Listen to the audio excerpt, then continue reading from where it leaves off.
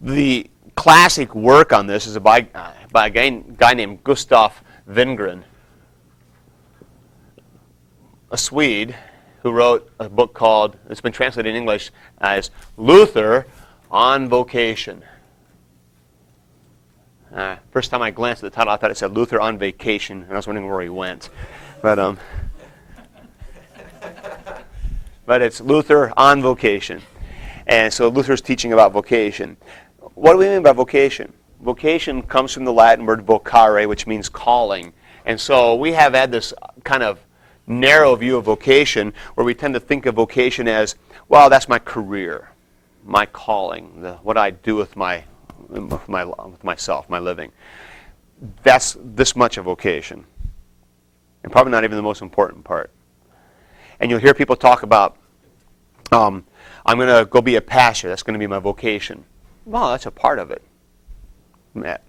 Never mind. It wasn't time for me to comment yet. Go ahead. I'm sorry.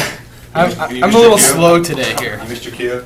Yeah. Okay. That's what happens when you come to that. You sleep 60-degree weather, you just kind of freeze the brain. All right. So, vocation is essentially your place in life. Serving God in your place in life.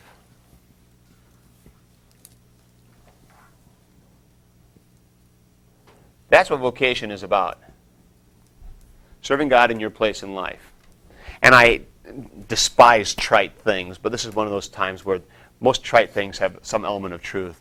And there's that real nice cross-stitch, bloom where you're planted idea. Well, there's some truth to that. And that's sort of what vocation is getting at.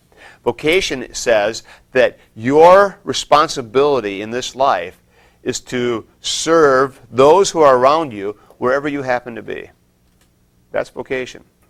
So for me, and vocation is always easiest to think about in your own personal life. For me, my vocation begins, I would argue, with my vocation as husband. I am a husband. I've got a wife. And I owe her plenty because she's my wife. And nobody else can be a husband to her, only me. So I've got to do things to fulfill that responsibility. I'm also a father. Got 3 kids who are expecting me to be dad. That's my vocation. I'm also a professor. I have students who depend on me and other responsibilities. I've got to do those. I serve part-time at a congregation, so I have some pastoral responsibilities I do. I'm a neighbor. I've got an older lady who lives next door to me. I rake her gumballs and mow her lawn and help her out with all kinds of stuff. I owe her things. When I'm driving my car, I owe good driving to everybody else on the road. It's my vocation. And I'm a citizen of this country. I pay my taxes. Every quarter, I get to pay my FICA. You guys have so much to look forward to. You know, maybe you don't know that yet. When you're a pastor, you're self-employed. You get to pay self-employment tax every quarter.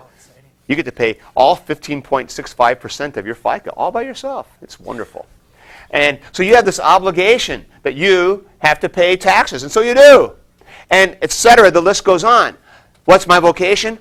All of that is. John. How was that so different from what you told us was witness yesterday? Well, within all of those areas of responsibility, I do them the way God wants me to do, and I'm witnessing and doing those things. But the whole concept of vocation is, who gives me these jobs to do? God does. See, they are sacred.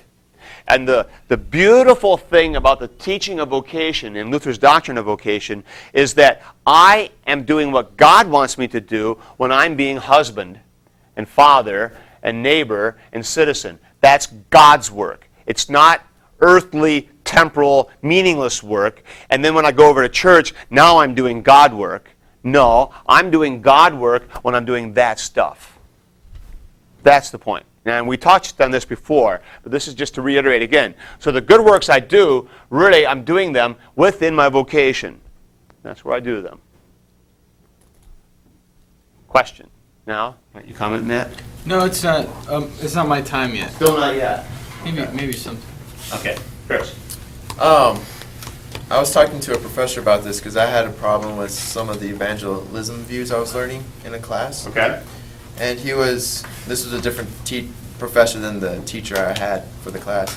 And he was saying a lot of times evangelism gets confused with vocation. Okay. a lot of people are like, well, I need to go out and put all this humongous effort toward, or I'm not being a good Christian. And he's like, no, evangelizing is being in your vocation, living your life, and telling people around you and sharing the gospel to them. Yeah. Again, see, I would probably make a distinction between witness and evangelism.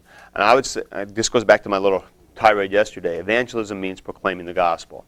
And you can proclaim the gospel in all kinds of ways. If you can do it really effectively in your vocation, obviously you need to be doing that and sharing Christ with those who are around you. And that means more than being nice. It means articulating the story of Christ, the gospel, the narrative. And if you have the ability and the wherewithal to pack up everything and go somewhere where people haven't heard, you probably need to be thinking about that real seriously too. So there's a place for this. So in other words, you can't say, well, I'm a factory worker, that's my vocation, and that's just where God wants me. Well, if you've got tremendous abilities, with people and words and skills with people and things like that, you really cannot say, I should just stay here put. So while vocation says you serve God where you are, that's true, but you also have to be responsible to be using your talents to the best of your ability and exhausting those talents. And so not just saying, I'm just going to stay here because I'm doing what God gave me to do. Maybe so for now, because He's given you this time to prepare or to earn money or whatever, but He's also given you skills that you need to be using to serve Him. And so you pursue and undo so that you can do what God wants you to do. Okay. All right, good. So we do our vocations within the places where we are in life. Luther divided these areas into three classic areas of life. And he talked about our vocations happen in the state, and in the church, and in the home. And it pretty much covers all your areas of responsibility. Nowadays, we would probably add work.